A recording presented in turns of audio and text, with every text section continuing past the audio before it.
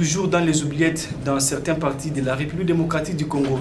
Cas du Haut-Katanga, l'Union pour la démocratie et le progrès social compte que 4 députés sur 6 territoires qui composent cette province. Qu'est-ce qui justifie cet échec? Et aussi, depuis qu'il est à la tête de cette province, quelles compétences, quelles sont les évolutions et les projets qu'il a déjà accomplis? Jacques Yaboulakatoué, on en parle dans cette émission. Et aussi, les séminaires organisés par le gouvernement central pour l'appropriation du projet du développement à la base des 145 territoires à l'intention de tous les députés provinciaux de la République démocratique du Congo. Mesdames et messieurs, bonjour et bienvenue dans ce nouveau numéro de votre émission Face à l'opinion, une émission qu'on a toujours l'habitude de recevoir pour vous les leaders d'opinion, les hommes politiques, et aussi on en parle de ce qui touche la classe politique et aussi sociale, pourquoi pas au regard de la population congolaise. Alors suivez et on se retrouve tout juste après. Je me nomme Doma Lupata Moudimbi, je suis député provincial élu de la ville de Lubumbashi dans la province du Haut-Katanga. Je suis membre de l'UDPS et dans la vie sociétale, je suis avocat au barreau du Haut-Katanga.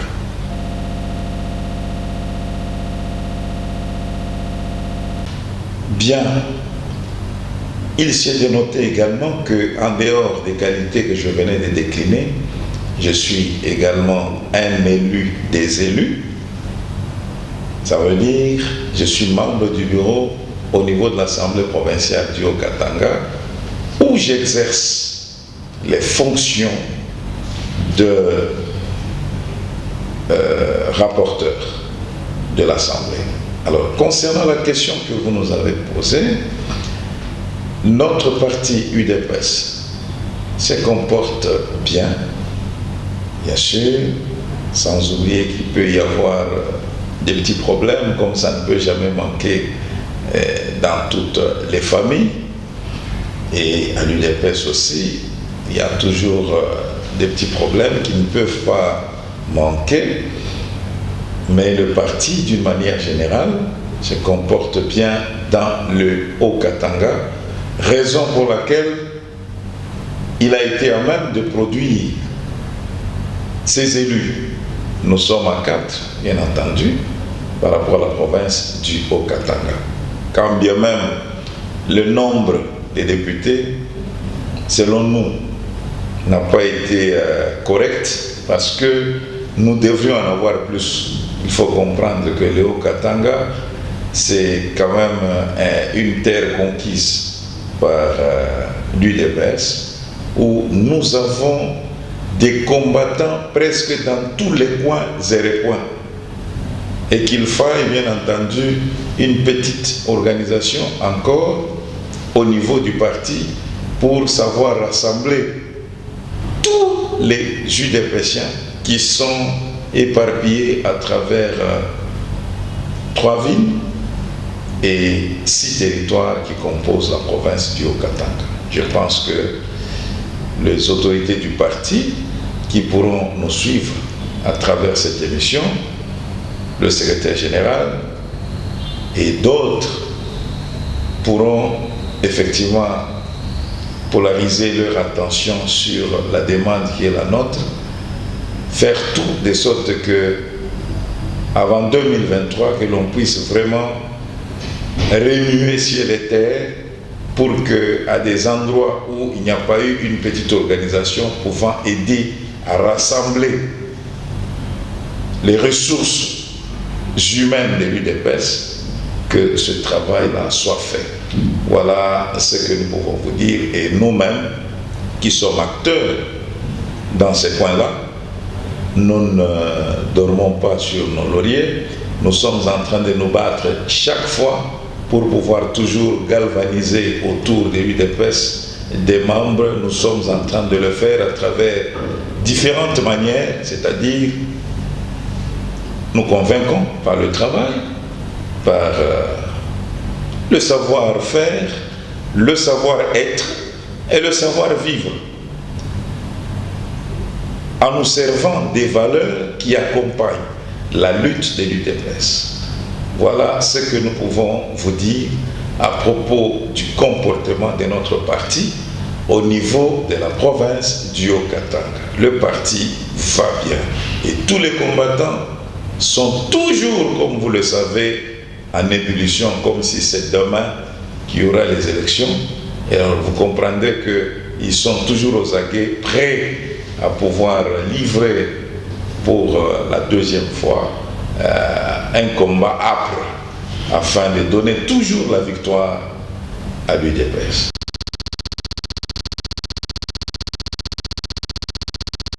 Bon, il faut comprendre que ce qui est entré en jeu, c'était plus la fraude que nous avions bien entendu fustigée l'autre fois. Alors nous savons que nous avons été victimes de cette fraude-là. Maintenant que les jeux se feront d'une manière équitable et que, en toute transparence, les élections vont se dérouler, nous allons démontrer la capacité de chacun. Donc c'est le futur qui nous dira, dans une année, ce que nous avons toujours été capables de faire, parce que nous connaissons bien. L'UDPS est un parti qui pèse, surtout dans la province du Haut-Katanga. Nous savons que c'est une terre conquise, c'est la terre de l'UDPS. Donc, ensemble, unis comme un seul homme, nous savons ce que nous allons produire en 2023.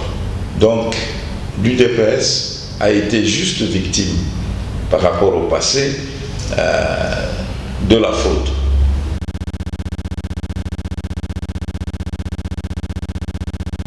Bon, il faut dire que l'UDPS dispose aussi de quelques membres dans le gouvernement. Nous avons 2 ministres au niveau de la province du Haut-Katanga.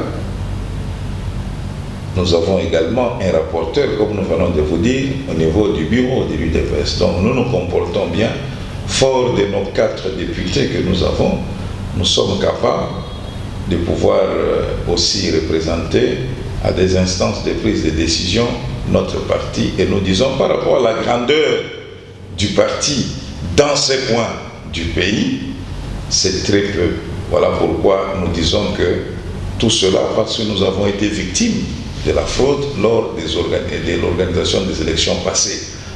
Mais cette fois-ci, nous avons pris tout le contrôle, parce que avec une ressource humaine très forte, vous allez voir ce qui va se produire, parce que nous, devant les élections organisées d'une manière transparente, nous, UDPS, nous avons la capacité dans le Haut-Katanga de rafler le siège presque dans toutes les circonscriptions électorales. C'est ça la capacité que nous avons. Nous nous connaissons bien. Nous sommes un parti vivant et viable dans ces coins-là.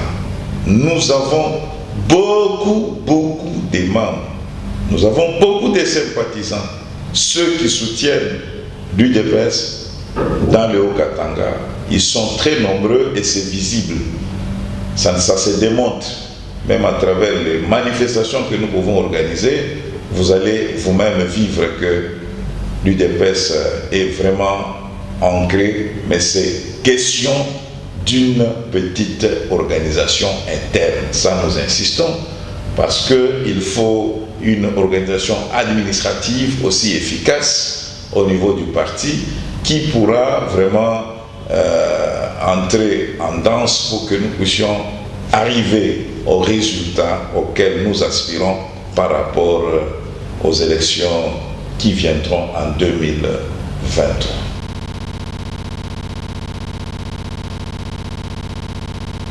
La demande reste celle-là. Il faudrait remuer ciel et terre, parce que l'UDPS que vous connaissez, c'est un vieux parti. Il est connu et il est aimé. Il est supporté par plusieurs. Il est question juste d'une organisation efficace sur le plan administratif, au niveau interne. À ce moment-là, vous allez vivre tout ce que je suis en train de vous dire. L'UDPS c'est une machine. Elle peut vous produire, je vous dis, beaucoup de députés et beaucoup de représentants, et ce, à chaque niveau. Donc, si on doit par exemple organiser les élections au niveau local, donc les chefs de quartier, chefs de rue et tout ça, c'est l'UDPS qui va rafler. Si on doit organiser par exemple les élections au niveau communal ou municipal, au niveau urbain, c'est encore l'UDPS qui gagnera dans les Haut-Katanga.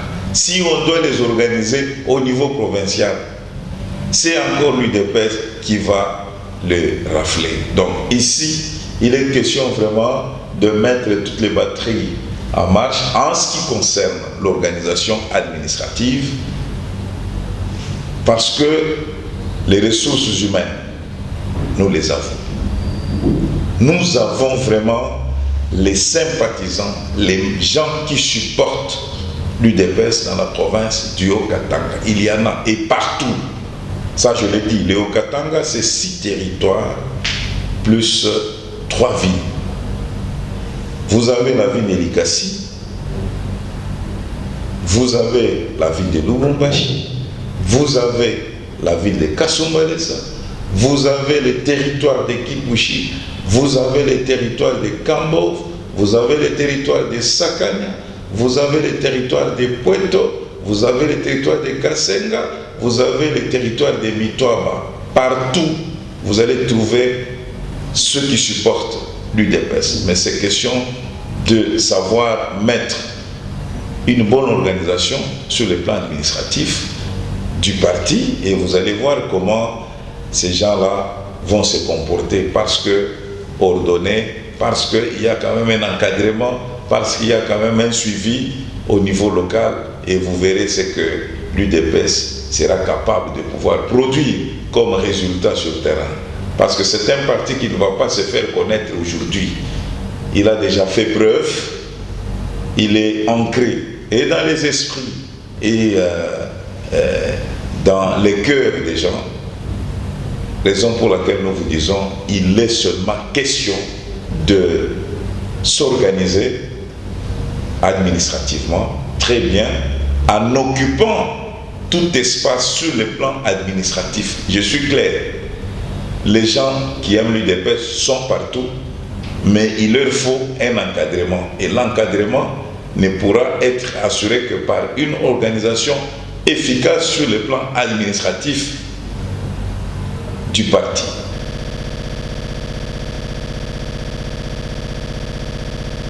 Il sied de reconnaître que, à travers ces jeunes gouverneurs, parmi tant d'autres au niveau du pays, nous lisons en lui l'esprit de quelqu'un qui a l'amour de bien faire. Jacques Kaboula, en tant que gouverneur, il a d'abord une écoute aussi facile. Raison pour laquelle vous constaterez qu'il n'y a pas de crise au niveau de la province du Haut-Katanga. Je voulais parler d'une crise institutionnelle. Si vous devez vraiment faire l'autopsie, une critique par rapport à comment d'autres provinces ont été gérées à travers le pays, vous allez vous rendre compte qu'il y avait toujours une sorte de manque d'harmonie entre les deux institutions, Assemblée provinciale et l'exécutif provincial. Pourquoi? Parce que les animateurs, parfois, ont préféré, en lieu et place de voir les intérêts de la population au niveau de la province, ils ont plus vu leurs propres intérêts. Voilà qui pouvait à tout moment attiser de situations de crise, provoquer des situations de crise, partant de sentiments d'abord humains dans le chef des animateurs, et ça pouvait se répercuter dans la vie de la chose publique. Voilà qui ne pouvait pas vraiment voir son jour au niveau de la province du Haut-Katanga. C'est ce qui a expliqué qu'à gauche, à droite, c'est des exécutifs évincés, c'est plutôt des bureaux qui ont été aussi chassés, voilà des assemblées. Donc c'est ce manque-là de compréhension qui a été à la base. Mais dans notre province, cela n'est pas le cas. Lorsqu'il y a un problème, nous essayons, parce que nous savons que le dénominateur commun, c'est la recherche de la satisfaction de l'intérêt général au niveau de notre province. Autour d'une question qui cadre avec l'intérêt général, nous pouvons nous asseoir, nous pouvons discuter et chacun, en ce qui le concerne, il se sent dans l'obligation de pouvoir faire son travail selon, en tout cas, la nature de sa responsabilité. Si vous êtes membre de l'exécutif, vous savez ce que vous devez faire. Si vous êtes membre du législatif, vous savez aussi faire ce que vous pouvez faire selon la loi. Alors, par rapport déjà à ce comportement, il est tout à fait difficile que l'on puisse imaginer une situation de crise institutionnelle. C'est de cette façon-là que les choses se passent dans la province du Haut-Katanga. Nous ne disons pas que tout est rose, parce que la province est trop grande et elle a aussi beaucoup de défis à relever, surtout en ce qui concerne le volet infrastructure. Vous savez, dans la province du Haut-Katanga, il faut reconnaître qu'il y a des entités territoriales décentralisées qui sont aussi concernées par rapport à la redevance minière. Comme vous le savez vous-même, que c'est une province qui est essentiellement minière. Alors, chaque entité, au vu de la décentralisation en marche, est supposée aussi se comporter selon la volonté du législateur. Parce que les développements tant recherchés par rapport à la décentralisation doivent commencer au niveau de la base. Il y a des communes où les communes impactées qui sont bénéficiaires de cette redevance minière, qui à partir de cette redevance peuvent se développer aussi. Au niveau de la province, il y a aussi une responsabilité. Maintenant, ce que nous devons faire et ce que nous faisons en tant qu'élus du peuple, c'est de pouvoir veiller à ce que les ressources obtenues soient affectées aux travaux qui vont dans le sens de pouvoir développer les entités. Alors, il faut vous dire que d'une manière générale, il y a quelques réalisations qui ne sont pas toujours satisfaisantes par rapport aussi aux défis que connaît la province du Haut-Katanga. Sur le plan démographique, il faut reconnaître que c'est une province qui regorge actuellement plusieurs personnes. Comprenez que tous les exodes ruraux que nous connaissons, ceux qui peuvent par exemple quitter les provinces voisines en se mettant en tête que le Haut-Katanga c'est l'Eldorado, tout le monde se déverse vers là. C'est des problèmes continuels que la province est en train de connaître. Il faut résoudre, parce que lorsque les moyens ont été prévus pour autant de personnes et que par vague des gens viennent venant des différentes provinces voisines, vous allez comprendre que les défis ne seront pas les mêmes par rapport aux provinces d'origine. C'est tous ces problèmes-là que nous sommes en train de connaître. Il y aura l'agrandissement de la ville, et par moment, quand la ville s'agrandit, les infrastructures ne suivent pas. Tout ça, ce sont des défis qui sont aussi provoqués par les effets migratoires et tout ça. Là, nous reconnaissons, à travers ces effets-là migratoires, on reconnaît effectivement la criminalité urbaine. Là, nous devons le dire, parce que quand quelqu'un se retrouve à Lubumbashi et qui se rend compte qu'il n'a pas un gagne-pain, il n'a pas d'emploi et tout ça, selon d'autres, par rapport aux sentiments bons ou mauvais qui peuvent les animer. Il y en a qui peuvent, par exemple, chercher ne fût-ce que, bien sûr, un travail, même chez des gens, des particuliers, pour couper l'herbe et tout ça, Mais il y en a d'autres qui ne peuvent pas être à mesure et qui chercheront par exemple à gagner d'une manière facile la vie. C'est comme ça que vous pouvez comprendre tout ce qui se passe en termes d'insécurité ou criminalité urbaine au niveau de la province du Haut-Katanga. Nous savons que c'est des problèmes qui sont entraînés par l'agrandissement ou la démographie galopante, où on se retrouve avec des gens désœuvrés et tout ça, par rapport à une situation générale au niveau du pays qu'il faut résoudre à partir de la crise ou de la racine pour éviter pareille situation au niveau des différentes aussi provinces qui connaissent un peu une sorte de développement par rapport à d'autres.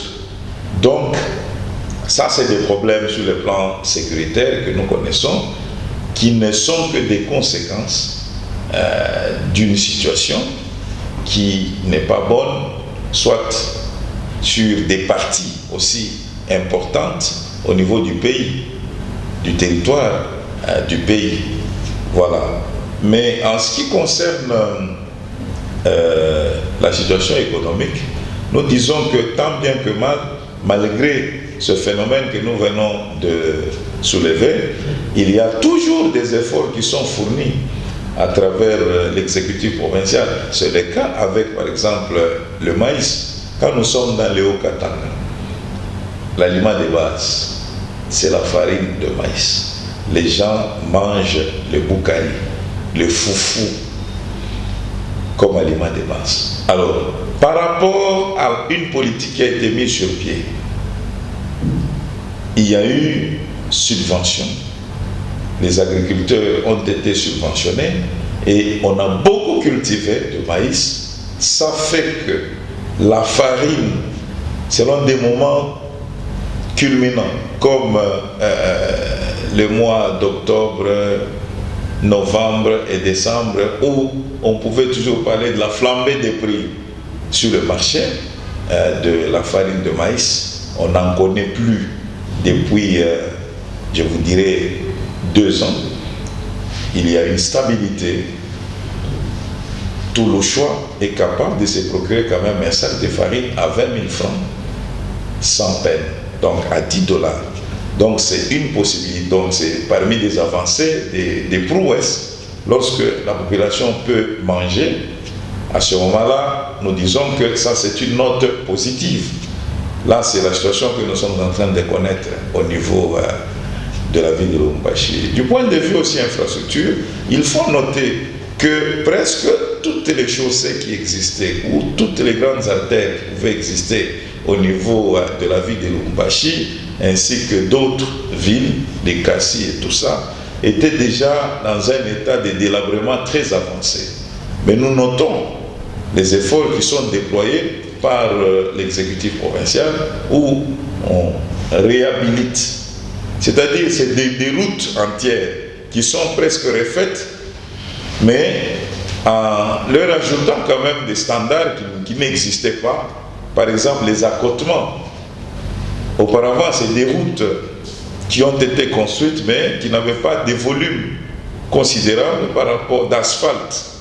Mais depuis que Jacques Kaboul quand même est arrivé au pouvoir, à la tête de la province, nous avons constaté que les travaux se font quand même en respectant quand même des normes. Vous avez le cas de la chaussée Félix Antoine Tshisekedi Tshilombo, boulevard là, anciennement appelé chaussée de Kassenga, qui porte pour le moment le nom du président de la République. C'est une route d'une importance très capitale au niveau de la ville de Lubumbashi, parce qu'elle relie 3 communes, ou 4.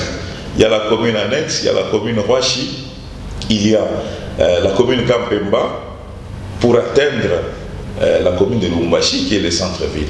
Vous allez vous rendre compte que cette route-là, elle a été vraiment réhabilitée, de fond en comble. Les caniveaux ou les accotements qui n'existaient pas ont été créés pour rendre quand même durable. Et cette route-là, elle est je dirais, il y a la lumière, il y a des lampadaires à partir du tunnel jusqu'au terminus, donc qui est le niveau de la Ouachi. Vous allez vous rendre compte que c'est une route qui a été modernisée. Il y a des séparateurs qui n'ont pas existé. Alors, c'est une route toute refaite. C'est la même situation.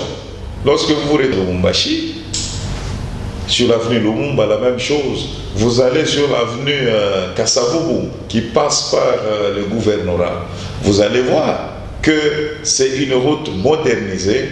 Alors, c'est deux exemples comme ça qui montrent la suffisance pour ceux qui ont quitté Lubumbashi, le Grand Katanga ou le Haut Katanga, il y a longtemps, qui reviennent, ils vont voir effectivement qu'il y a eu des changements notables.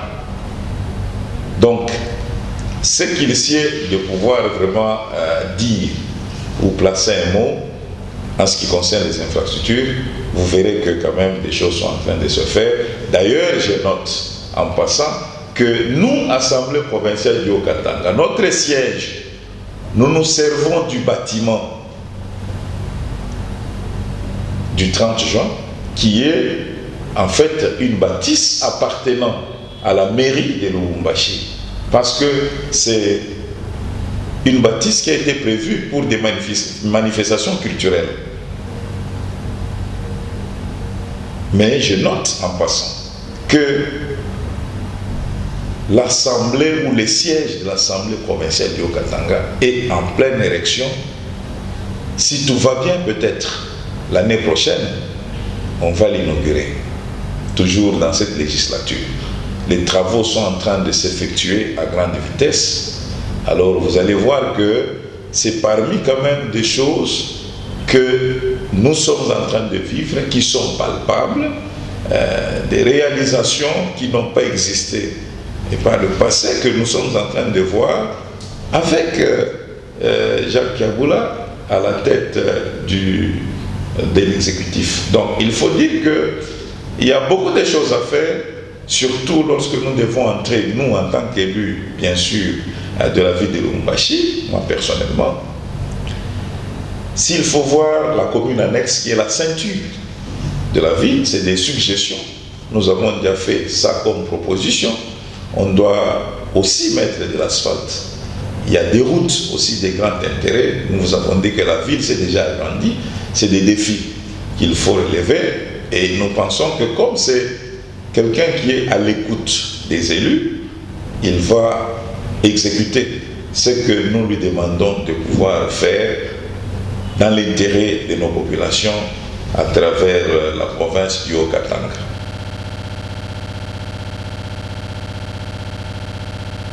Bien, c'est un motif d'abord de satisfaction parce que à travers ce geste, nous avons lu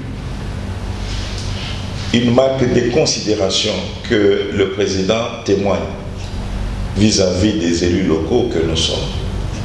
Nous sommes élus à la base et nous connaissons les difficultés que connaissent nos électeurs au niveau de la base. Parce que nous sommes tout le temps avec eux.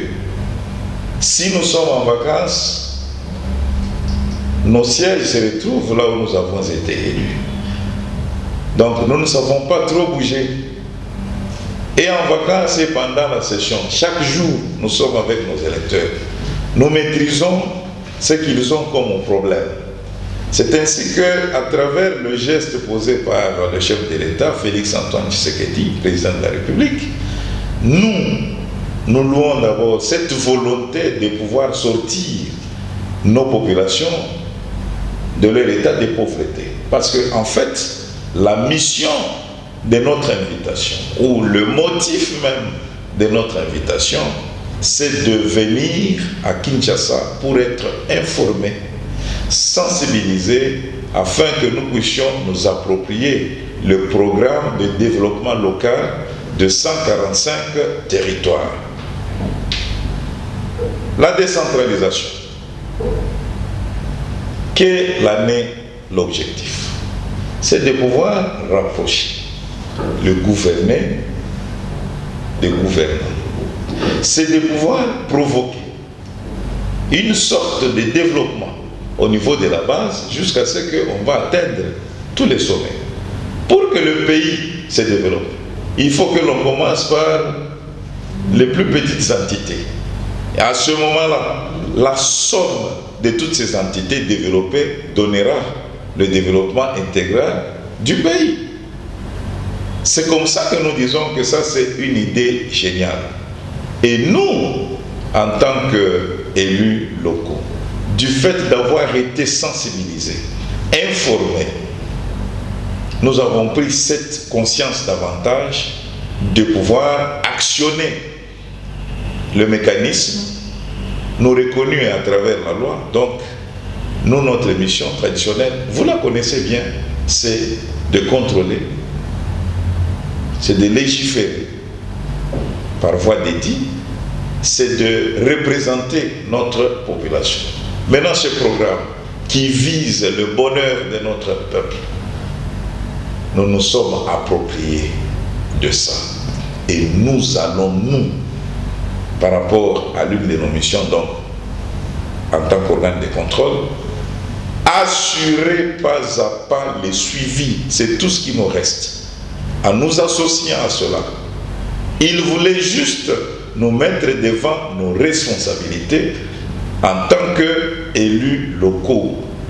Parce que tous ces programmes-là ont été détaillés. Ce qui nous fait du bien, c'est qu'en ce qui concerne le Haut-Katanga, même par rapport à d'autres provinces, nous avons échangé avec différents collègues des différentes provinces. Le programme tel que conçu, il se base dans les milieux ruraux. C'est les milieux ruraux qui sont visés. Donc chez nous, en province, ce sont nos territoires. Comme nous avons 6 territoires dans le Haut-Katanga. Chaque territoire est pris en compte avec ce qui pourra être fait en termes de routes, en termes d'infrastructures, donc des bâtiments, en termes de projets par rapport à la population. Donc tout est déterminé. Il est juste question à nous, élus locaux, de pouvoir pas à pas suivre. Parce que le fonds qui sera même débloqué là, nous le connaissons. Et par rapport à ce qui sera décaissé, c'est facile. Donc le travail nous a été vraiment facilité et nous savons ce que nous allons faire. D'abord, nous devons faire la restitution à notre population, qui est notre mandante.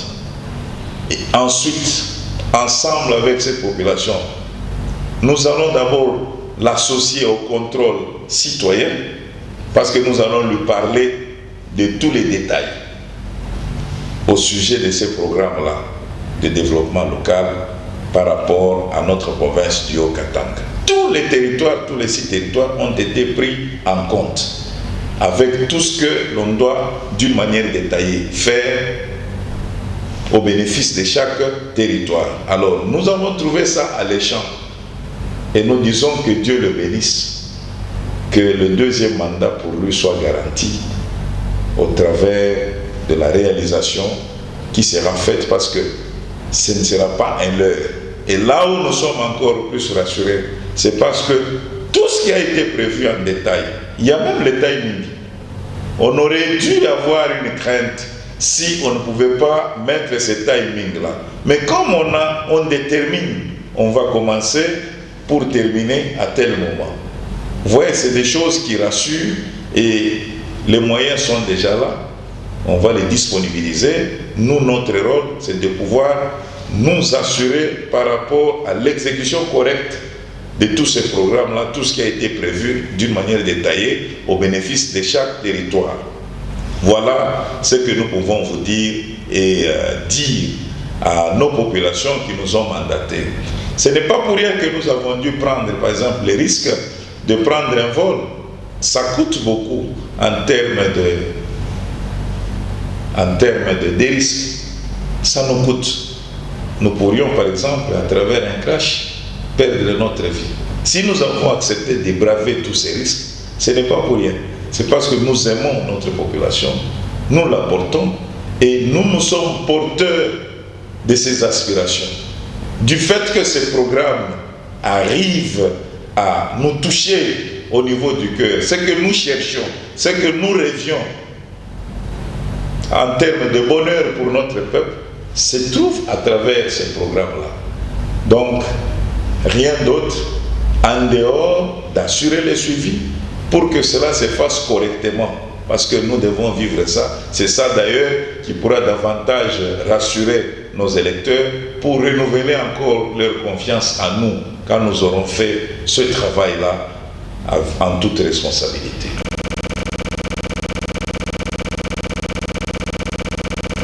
On nous a dit techniquement comment les choses vont se faire.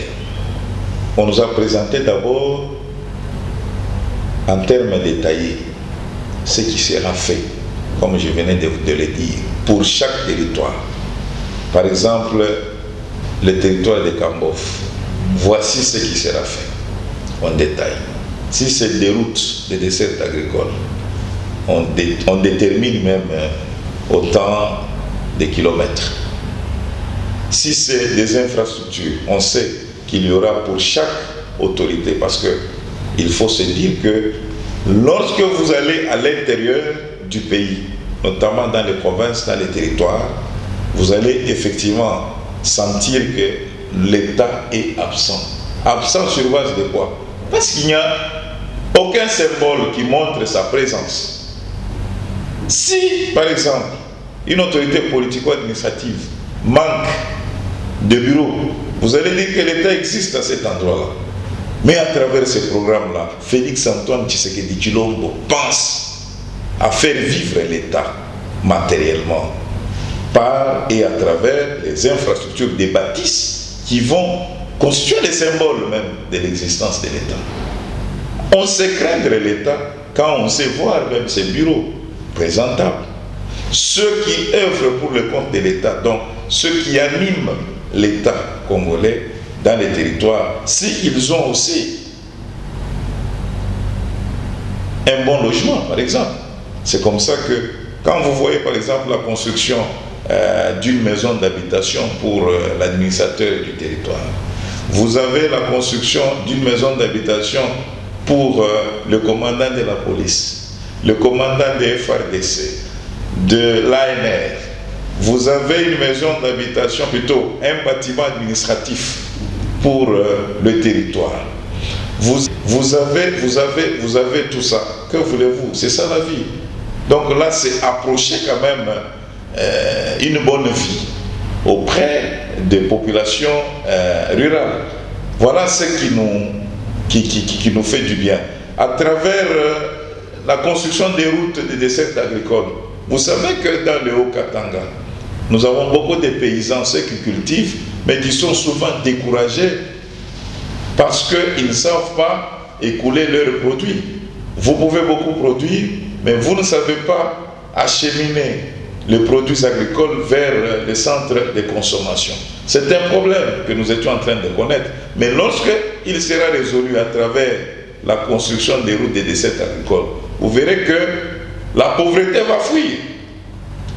Quand il y aura fluidité, quand il y aura une communication facile, ça veut dire quelque part on va même réduire la possibilité d'avoir un exode rural. Ceux qui quittaient les milieux ruraux pour aller en ville, c'est parce que les conditions de vie étaient difficiles. Quand on va leur amener la lumière à travers des lampadaires, à travers des systèmes solaires qu'on va installer là-bas, il y aura de l'énergie. Ça veut dire que ça va entraîner une sorte de développement parce qu'il y aura même des petites industries qui seront faites par les paysans à partir de leur milieu d'origine. Ils sauront vivre et ils ne seront pas tentés de pouvoir quitter leur milieu pour venir vers les grands centres comme Lubumbashi, comme Likasi, comme Kasumbalesa. Donc à partir de là, on va le garder et ils seront capables de produire à partir de là. C'est de cette façon-là qu'on va réduire la pauvreté, c'est de cette façon-là qu'on pourra aussi chasser cette inégalité spatiale.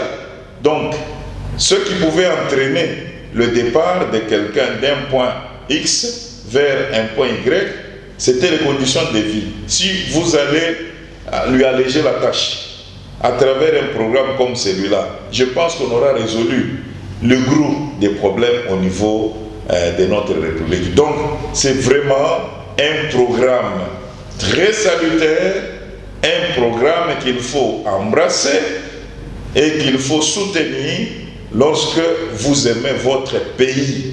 Parce que si jadis, il n'y avait que des jérémiades, cette fois-ci, on vient avec des solutions. Vous les donnez. À l'époque, qui pouvait penser, par exemple, à associer les députés provinciaux à un programme de développement? Qui pouvait? C'est une première. Depuis que le Congo a accédé, la République démocratique du Congo a accédé à sa souveraineté nationale et internationale, 60 ans il n'y a jamais eu une telle initiative. Vous comprenez que le souci qui anime le président de la République, Félix Antoine Tshisekedi, par rapport à l'amélioration des conditions de vie de sa population, il est trop grand. Voilà pourquoi il n'a pas voulu nous laisser de côté, il a voulu nous associer. Donc c'est à nous de nous approprier pour mériter encore la confiance de nos populations. Chose que nous allons faire.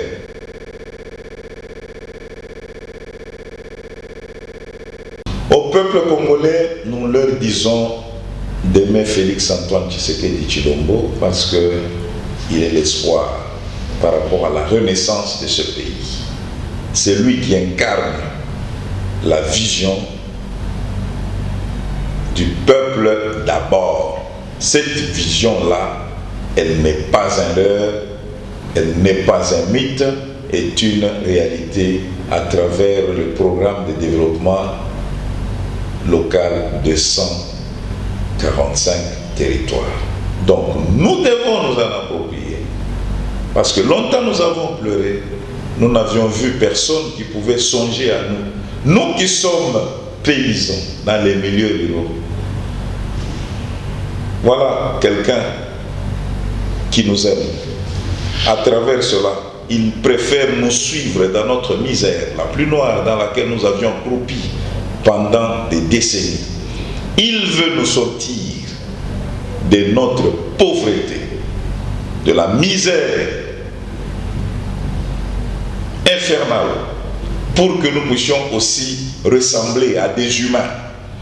Longtemps, nous avons été marginalisés, mais avec lui, nous venons de nous rendre compte que le bonheur du peuple n'est plus un mythe, c'est plutôt une réalité qui doit se vivre. D'où faisons tout pour lui renouveler notre confiance à travers les élections qui viennent en 2023, car il a beaucoup à faire pour nous, il a beaucoup à donner, il est encore disposé avec un cœur blanc pour que nous puissions en tout cas vivre le paradis dans notre pays.